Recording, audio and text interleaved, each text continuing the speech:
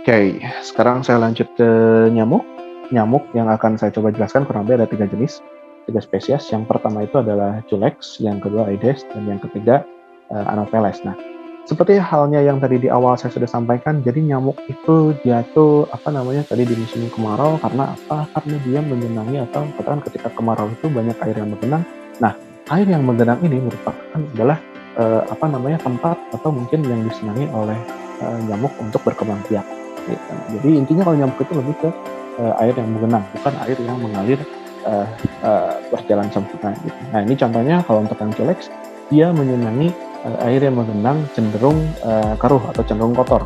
Gitu kan untuk Culex contohnya ini kalau di foto ini kita bisa lihat kalau air yang hilang ini entah itu mungkin air got gitu ya atau air saluran air.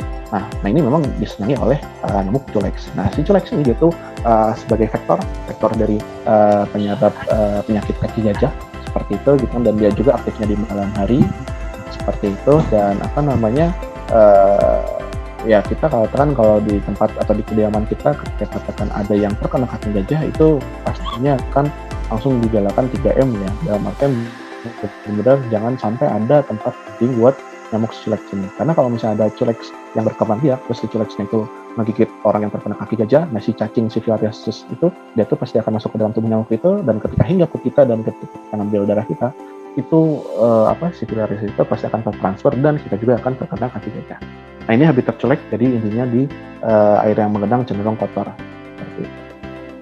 Nah untuk yang kedua ini Aedes aegypti gitu kan atau Aedes gitu kan, ada terus juga ini penyebab atau jaringan apa sih untuk demam berdarah gitu kan. Nah kalau si Aedes ini intinya adalah di air yang menggenang cenderung bersih, entah itu mungkin katakan di vas bunga, entah ini mungkin kalau di luar entah itu di lingkungan pohon gitu ya, atau mungkin tamban atau mungkin tempat sampah yang terbuka, atau mungkin kalau di dalam ruangan, entah itu mungkin di perkantoran atau tempat kerja kita atau di kediaman kita, itu bisa jadi entah itu mungkin di air tampungan dispenser, misal gitu ya, dispenser air itu kan suka ada tampungannya, dan saya yakin biasanya si air dispenser itu jarang dibuang atau tidak kita sadari gitu ya, kita cuekin. Nah itu bisa jadi tempat breedingnya buat nyamuk. Atau mungkin katakan di tampungan apa namanya air kulkas, nah itu bisa jadi tempat breedingnya juga buat si nyamuk seperti itu.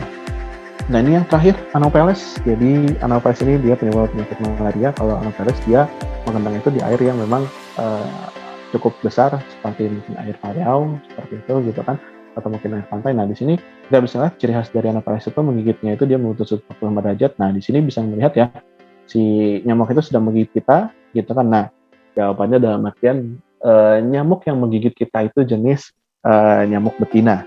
Dalam artian kenapa nyamuk betina? Karena dia membutuhkan protein untuk keberlangsungan dari telurnya yang sedang atau keberlangsungan dari telurnya seperti itu di dalam tubuhnya. Jadi dia membutuhkan protein dalam darah kita. Oleh karena itu kita bisa melihat ya di foto ini, di gambar ini, di layar monitor itu, si darahnya itu benar-benar dipisahkan benar-benar antara protein dengan airnya. Karena yang kita tahu juga darah kita itu kan mengandung air juga ya sebagian besarnya. Oleh karena itu si air itu dipisahkan, dibuang, dan yang di dalam tubuhnya itu pure hanya protein saja seperti itu.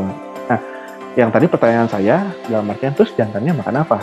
Nah, sebetulnya jantannya itu dia tuh makanannya itu ya bukan darah, gitu kan, bukan ini, gitu. Tapi jantan itu dia tuh makanannya itu sama seperti lebah dalam artian madu atau nektar atau sari-sari bunga. Nah itu tuh makanan buat jantannya kayak gitu, atau mungkin buat betina yang dia lagi nggak hamil seperti itu ya.